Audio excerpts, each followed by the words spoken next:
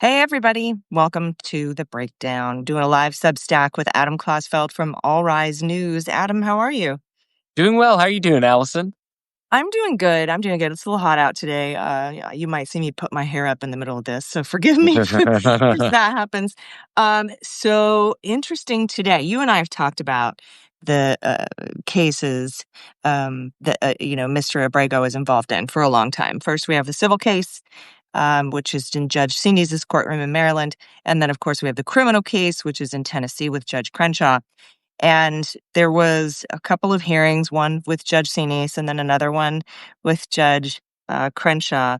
And Judge Sinis had initially said she was going to make her ruling before the Judge Crenshaw hearing on July 16th.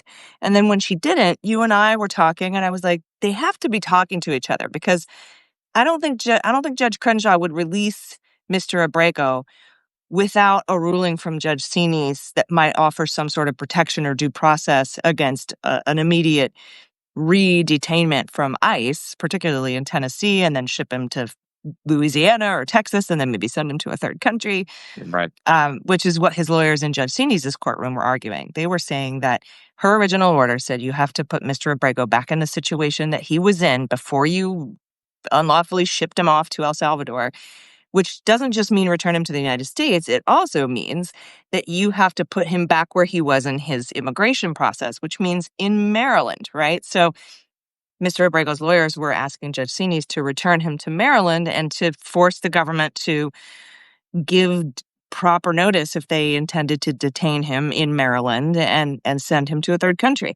And in a 1-2 punch today, Judge Sinis immediately, put out her order saying that exactly what Mr. Abrego's lawyers wanted, that he needs to be returned to Maryland per her original order, and that they need to give a 72-hour notice if they intend to remove him to a third country. And then, bam! I don't know which one came first, but right then, Judge Crenshaw released his order, and we'll talk a little bit about that in detail because it's got a couple of things going on. Because the government was trying to get a detention hearing, which he granted, but then because he heard the evidence, took that as the detention hearing and said, no, he gets to be released. He's not a danger to the community. He's not a flight risk.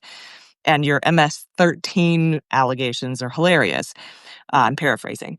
So talk to me a little bit about the interesting fact that these two rulings, which we have been waiting for, came like in the same moment. Tell me maybe which one came first, if Mhm. one came first noticeably, and how this impacts Mr. Abrego's cases in both the civil and the criminal case going forward. Right. Well, when I get docket alerts for both of these cases, and I'm sure that you do as well, the one that I received first was the one out of Maryland. And to your point, Allison, one natural suspicion here is judges talk to each other about things that affect both of their cases. Now, Judge Zini's, her charge here is to protect the due process rights of Kilmar Abrego Garcia. That is what this case was all about. The civil case that was brought to her by Kilmar Abrego Garcia's wife, Jennifer Vasquez Sura. And just minutes after she issued that order protecting his due process rights. Remember, that's all that this is about, that if he is released from criminal custody, that the feds can't just grab him and put him into ICE custody and send him into a third country like South Sudan or Honduras or Mexico. They need to go through the usual procedures. And that was what Judge Zinis' ruling was all about. And one can only imagine that there was some communication. And I'm sure we're going to talk a little bit later about communication in the Epstein case, because there are two, if you put them side by side, in the Epstein case as well, there's a very interesting phenomenon happening on the Southern District of New York docket, where you have the Epstein grand jury investigation, the government asking to unseal that, and to unseal the Ghislaine Maxwell grand jury investigation, both panning out in the same court. So you have orders from two judges who, in very similar orders, I encourage folks, if you have the opportunity to see these two orders, and I'm sure they'll be in the show notes, look at them side by side. They are almost identical, and they tell the government, they put the government on notice, that they have barely tried to justify unsealing the documents according to Second Circuit precedent, which governs that case. And they also say, in verbatim language, the government may not have notified the victims. Well, I confirmed with an attorney for hundreds of Epstein survivors that no, they did not notify her clients, with an on the record statement from the lawyer confirming that the judge's suspicion was accurate. So turning back to Kilmar Abrego Garcia here, these are just two examples of a phenomenon that happens in these cases. There's no bar or prohibition against judges talking to each other or their chambers discussing things that might affect each other's cases. And we have these twin rulings in Kilmar Abrego Garcia cases that one, that the government has failed to meet their burden to detain him before trial. And once he is released, they cannot willy-nilly put him into ICE custody for deportation. And that 72 hours, that's 72 business hours. So it's an even higher standard that the government must meet in notifying it, in notification for the Abrego family, to make sure, remember what this is all about. The government has leveled serious allegations against Mr. Abrego, and he wants to answer them at a trial. And this order prevents the government from sidestepping and end running that process by simply putting him into immigration custody and spiriting him out of the country, just like they did in March. Now, they could try to, for example, overturn the 2019 judicial order barring his deportation to El Salvador. They also could give him due process and legally remove him to a third country, satisfying the due process thing. So I want folks to understand that his detention and deportation aren't off the table because Right. of these rulings. He just gets due process. He gets his day in court, which is all he wanted in the first place before they sent him to El Salvador, where there's an order, 2019 order, barring them from doing that. And the government in the hearing said, oh, well, we're going to try to overturn that 2019 order. And if not, we're going to send him to a third party. And and Judge Sini's noted, oh, well, the DHS policy says that you don't even have to give any notice to send to a third country if the United States government deems that they will not be harmed in the third country. And by the way, that just sounds shady AF to me. Like, oh, that's kind of like Marco Rubio being able to yank student visas on vibes because he thinks they're a national security threat because of that old law, which many judges have ruled against.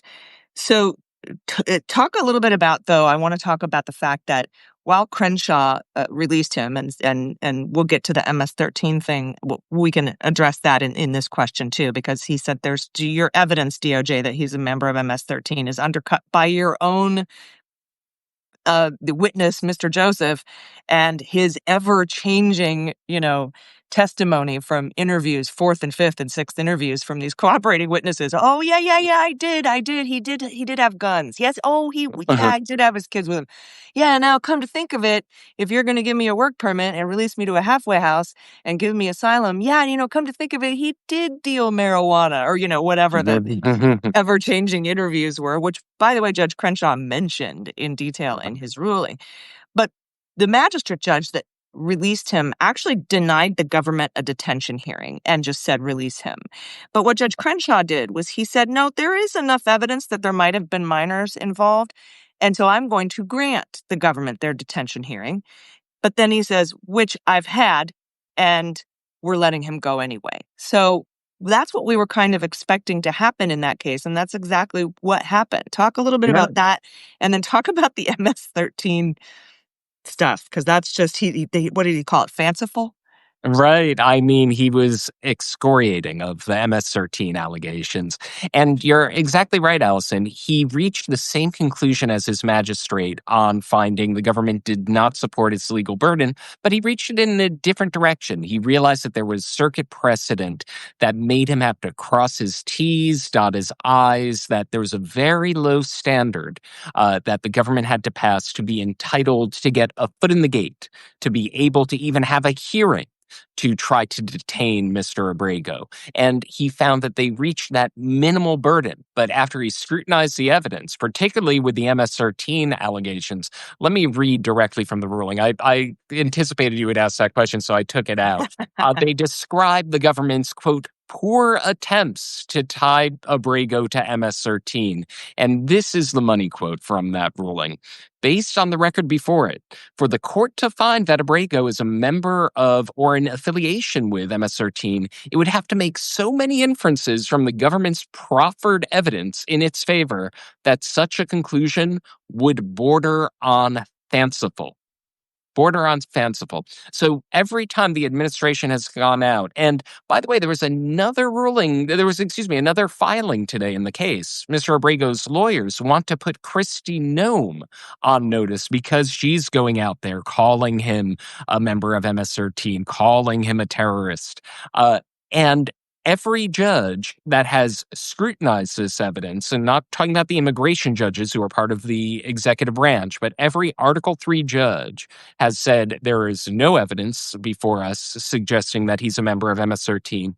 And now Judge Waverly Crenshaw, who has examined this evidence and even ceded to the government certain points en route to denying their application, has found that it would be bordering on fanciful to say that Mr. Abrego is a member of MS-13. It's another blow in the Trump White House's messaging here, in the repeated statements from people like Christy Gnome, who, remember, said that Mr. Abrego would never step foot in the United States. Well, now he's stepping foot in the United States, and judges are finding her allegations nonsense, bordering on fanciful.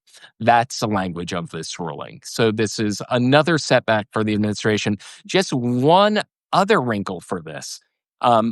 There is now, after these back-to-back victories for Kilmar Abrego Garcia today, you would think, oh, well, he's going to be reunited with his family in Maryland soon because the government couldn't justify detention, and he has that protection of his due process rights in Maryland.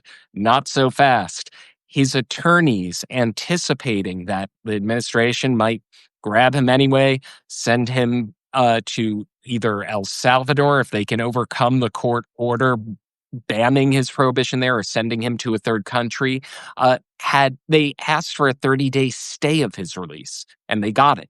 So right now, it's been 2 months since the first order was issued. It's been, a month since the first order was issued, finding that the government did not sustain their burden to detain Mr. Abrego before trial. And it will be 2 months after that order before he has a chance of being released. And that's where we are. And that's all to prevent the situation where he's released from prison and sent to South Sudan, Honduras. He's being kept in pretrial lockup to protect him from the government of the United States.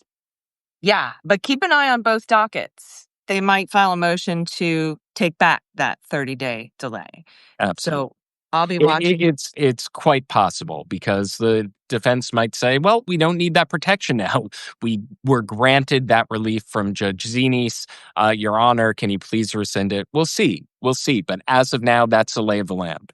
Right. And but Mr. Abrego might be like, no, keep me here for 30 more days. It's nicer than El Salvador or South Sudan, which, again, he could legally end up in if the government gets its way. Because, again, this order from Judge Sinis does not bar him from being deported or being put in deportation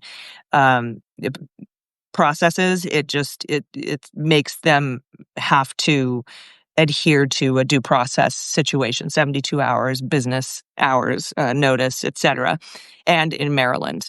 So we'll see how that ends up. I'll be watching the docket. Talk for a second, too, about Gnome coming out and calling him a smuggling terrorist, whatever. Because it was like a week or two ago that Brago's lawyer said, hey, just a reminder, can you just remind the Trump administration that they can't make these extrajudicial statements? And it wasn't a gag order, but the court did put out an order saying, hey, you can't say these things that are prejudicial to Mr. Abrego. Right. And now she's doing it again. And Right. so we may see something further than just a reminder to follow the rules, or we might get another reminder to follow the rules Right. because she clearly violated them. So we'll keep an eye on that as well. Right. So on that point, Allison, as you noted, the judge in a threadbare order, as a couple of weeks ago, Abrego's lawyers came out and said, protect our clients' fair trial rights by barring extrajudicial statements that make the government comply with the federal rules that govern extrajudicial statements. And the judge did in a threadbare order, basically just signed his name saying, so ordered, the parties are prohibited from making extrajudicial statements that can violate the fair trial rights and of the And the proceedings that local rule. And the the local local rule. rules. Yeah, that they are bound. And then 2 days after the last hearing, when I was reporting from Nashville, 2 days after that, Kristi Gnome came out with an incendiary statement, including to the local press over in Tennessee, according to Abrego's lawyers. I actually took it out here just so folks can know. This is what she said.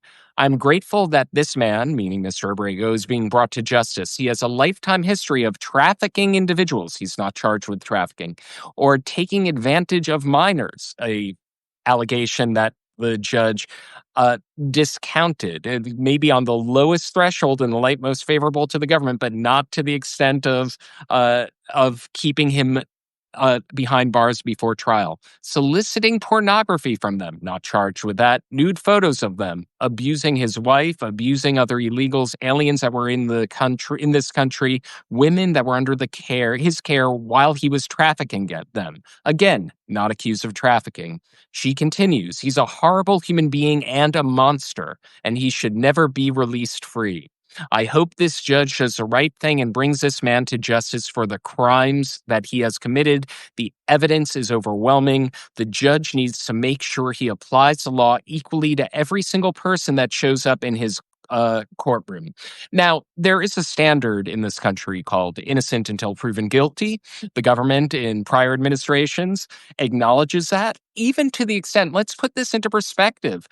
There was a time when the Khalid Sheikh Mohammed, the 9/11 mastermind, accused 9/11 mastermind, was going to be brought to trial in the United States, and President Obama, in trying to, it was caught in a gaffe where he said, well, he will be brought to justice here and then given the death penalty. And folks, the scandal was, oh, wait a minute.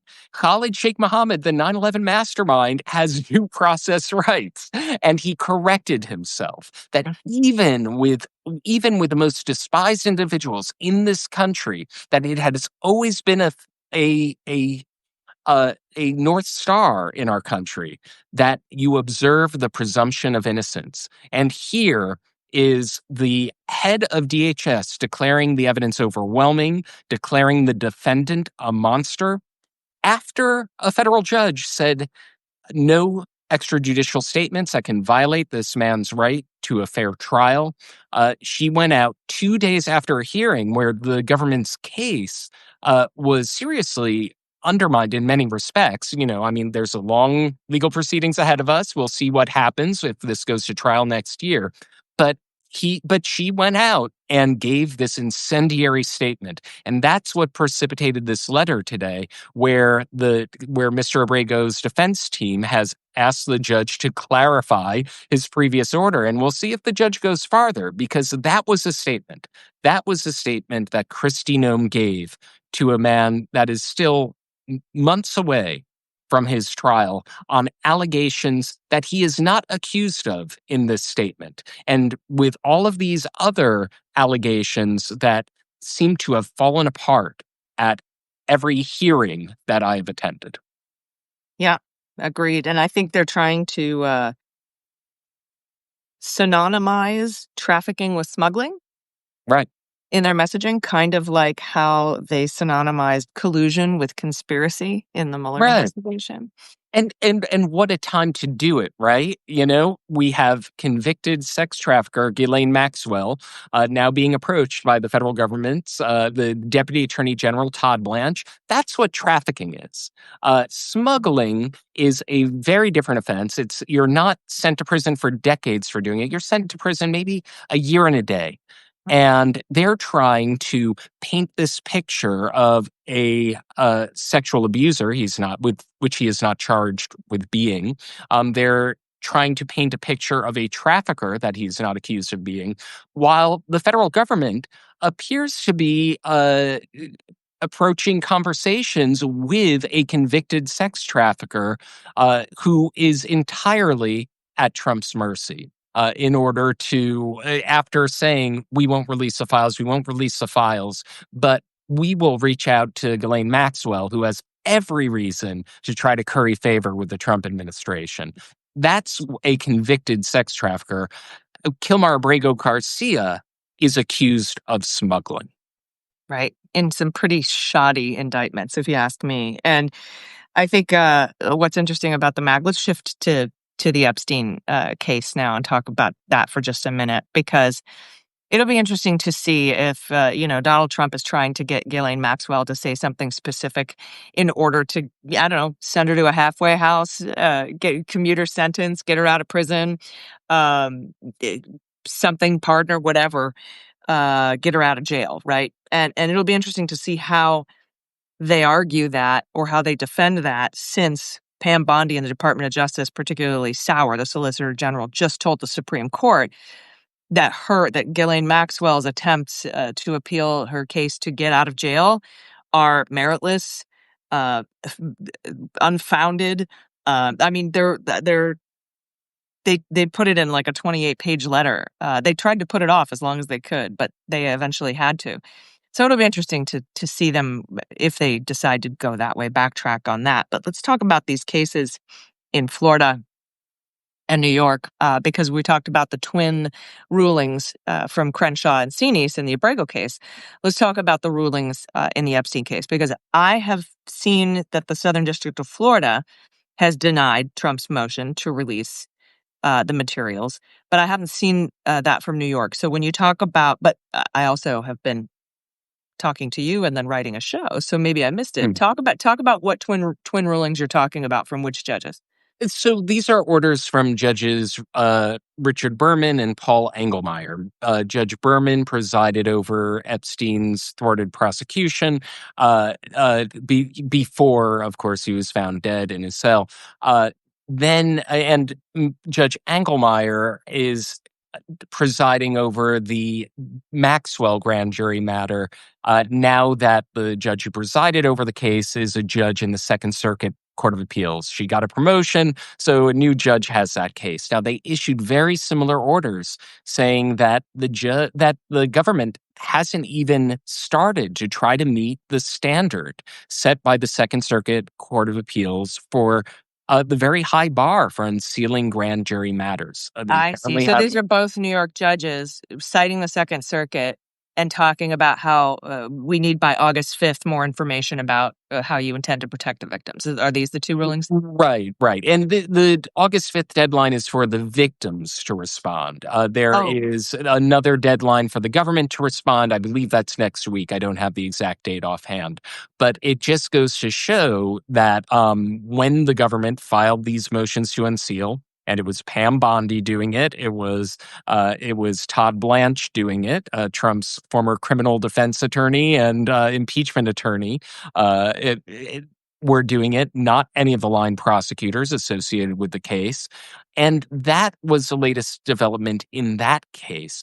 I will say that that is just emblematic. And when I reached out to an attorney for the victim saying, yes, we did not get that the government failed to inform us that they were doing this, even though it's because of us. That meaning the attorneys for the victims and the victims, that Mr. Epstein and Ms. Maxwell were prosecuted. So there's one interesting wrinkle today that we spoke about. The Second Circuit has now started a process that could bring much more transparency than the grand jury records, which is the uh, Ghislaine Maxwell civil case. It was Virginia Giuffre's lawsuit against Ghislaine Maxwell that started this all. And just to put this into perspective, Virginia Giuffre's lawsuit against Ghislaine Maxwell started a whole chain of events. It was from that lawsuit that Julie K. Brown gleaned so much of the information behind her groundbreaking Perversion of Justice series. It was Virginia Giuffre who brought the lawsuit against Prince Andrew that led to the landmark settlement. She's one of the most prominent victims of Jeffrey Epstein. Sadly, took her own life, died by suicide earlier this year. And posthumously, she won a victory today in the Second Circuit Court of Appeals. There had been a long-standing fight in the wake of the Miami Herald investigation to unseal more of the court docket that became sealed after her settlement with Ghislaine Maxwell. And to put this into even further perspective, one of the charges against Maxwell that was originally going to be tried separately were her perjury allegations. She was accused of perjuring herself in depositions in that case. Now, this is a person that the government that the Trump administration, that Todd Bland's wants to reach out to for investigative leads. They have the money trail in their hands provided to them by Senator Ron Wyden. Actionable information that they could send investigators to scrutinize the bank records that don't lie, but they go to someone who is a charged liar and it was only not a convicted liar because she was convicted of sex trafficking and the government decided not to pursue those claims. And so that really puts it into perspective that when you put it all together, you have the victims of the Epstein saga being put out of the loop about the Trump administration. They're claiming to do transparency, but the transparency is we're going to try to arrest out grand jury minutes that we don't know if it's going to say anything interesting and the hardest ones to bring to light. But don't count on us to actually release the records that we have the power to release without this elaborate footwork. And they're keeping the victims out of the process. And throughout all this, there's today a roadmap for real transparency from the now late victim who they froze out of that process.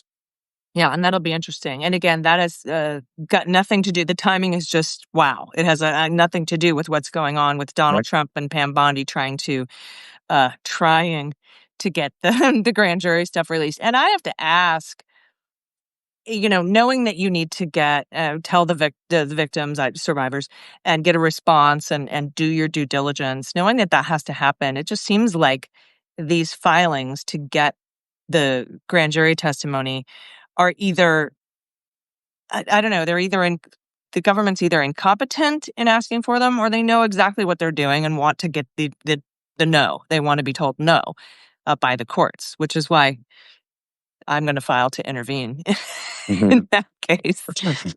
And we could talk about that on another live Substack. But I think it's really important to note that the timing on that Second Circuit win for the posthumous win for Giuffre is the timing is absolutely coincidental. Right. Right. This has been a nothing to do. long-standing process. It's been going on for years that the judges have been this has gone to the Second Circuit multiple times. Each time the Second Circuit gets more guidance as to what records can be released, what records can't be released, what factors can be considered, what factors cannot be considered. And this was just the latest round, but what incredible timing. Yeah, for real, especially like you said, with the Department of Justice trying to reach out. And now we've got another bombshell from the Wall Street Journal, as I've been positing that the Wall Street Journal has more than the naked lady birthday card. They've got more, and they're going to drip it out one drip at a time. And so now they're reporting that Bondi actually told Trump, and Kash Patel knew that Donald Trump appears in the Epstein files. And whether it's grand jury material or not, the government has a ton of stuff they can release without having to ask the courts for permission. And so, to me, going to these judges in Florida and New York and half-asked asking for grand jury material, which is a tiny part of the case file, was with the intent to be told no. So that's just my 2 cents about that. Right. So that then they can turn back around and say, these judges, they told me no, it's the courts. Look at them. They're doing an insurrection on me, whatever. Right. Well, You know. I have to say 2 takeaways I have from that latest Wall Street Journal expose is one, the Wall Street Journal is not afraid. This is, they were just sued in the Southern District of Florida by Trump. And what do they do a couple days later? They have a new shoe dropping. That seems like a very loud and clear message by Rupert Murdoch right there. Although I should hasten to add that I'm sure that the editorial team of the Wall Street Journal, they have never pulled punches. They have always demonstrated independence. For folks who may be surprised by that appraisal, consider that Donald Trump has now been convicted of 34 felonies because of an investigative series that was produced by the Wall Street Journal. And the other thing that came to mind when reading that latest Wall Street Journal expose is May of this year. Mhm. That's when, forget about he's in the Epstein files. We knew that he was on Jeffrey Epstein's plane 7 times. We've known his stomach-turning quote about Jeffrey Epstein liking women on the younger side, and things like that. These are not surprises. But what is a surprise is that that Pam Bondi apparently briefed Trump in May about the Epstein files, and that this tracks with what Senator Dick Durbin was saying, that that federal investigators were flagging files among the ones they reviewed for any mentions of Trump. Put it in combination of it, that's what makes this latest Wall Street Journal story such a reader. Yep. And my sources confirmed that Excel spreadsheet does exist, along with training videos on how to do it, on how to flag Trump specifically, which I'm also going to be filing a FOIA request for. I think I've already filed that FOIA request. But now we know, I mean, like you said, we've always known he's in the Epstein files, he's in the flight logs, he's in all that stuff that's been released publicly. We know that. We've seen his name circled in the little black book. But now we also know he's in the non-public files. So I think that's kind of important as well. And that they were trying to take him out, along with all of the other big names, right? Public figures, because, and I quote, they didn't want to take anyone by surprise. So flag everybody for redactions. So very interesting. I'm really interested to see what comes out of the Second Circuit, how long that takes, what's left in that, where are we between what the Second Circuit did today and actually seeing some of the transparency in that case. I mean, it's probably a ways away. Yeah. It's a long, protracted process. This has been going on for years, since the release of the investigative series in the Miami Herald, the perversion of justice. That's when all of this unsealing fight with the Second Circuit was instigated, and it's been a back and forth. The district court judge interprets what the Second Circuit said, releases some files, and the Second Circuit says, no, this isn't satisfactory. Go back and conduct this standard. So they have just instructed Judge Preska to conduct an individualized review. One can only expect that this is not an instantaneous process. They're going document by document. So we could be here for a while. Yeah, as they should, to protect the identities of the survivors, and I mean that's of the utmost importance. And it was to all the analysts that I spoke to that were reviewing the files, and it caused several objections and was the catalyst for the ever changing instructions on what to flag for removal. So thank you, Adam. I really appreciate talking to you every single time. You lay it out so clearly, and I really appreciate you. Everybody, you should subscribe to All Rise News. And of course, this is independent media. Neither of us work for any kind of a network that we don't own ourselves. So if you're able to swing it, if you can become a paid subscriber, that would be great to support traveling to these court hearings. What's your next one, sir? Well, thank you. Luckily, some of the there are some remote hearings. I'm going to be very much on top of the Newsom v. Trump. That is coming to a head very soon, in a couple of weeks in August. I. Of course, when Kilmar Abrego Garcia's case, I'll be back in Tennessee. There's going to be another appellate hearing next week in the tariffs litigation. That's going to be playing out in DC. And whenever the courts do not have remote access, I will be there. I am on top of the case of Judge Hannah Dugan. If that goes to trial, I fully intend to go to Wisconsin. Oh, lovely Milwaukee. Excellent. Well, we look forward to all of your reporting. And you got a shout out from one of Mr. Abrego's lawyers on social media for your reporting on the Abrego case. So congratulations on that. Thank you. All right, everybody. Thank you so much for watching. Subscribe. It's free. So, please continue to watch and share our content. We really appreciate it. We just want to get the information out to as many people as possible to sort of head this administration off at the pass when they come forward with their BS, which they will, time and time again. So thank you so much, Adam. We'll see you soon. See you soon. Thanks, Allison. Always a pleasure.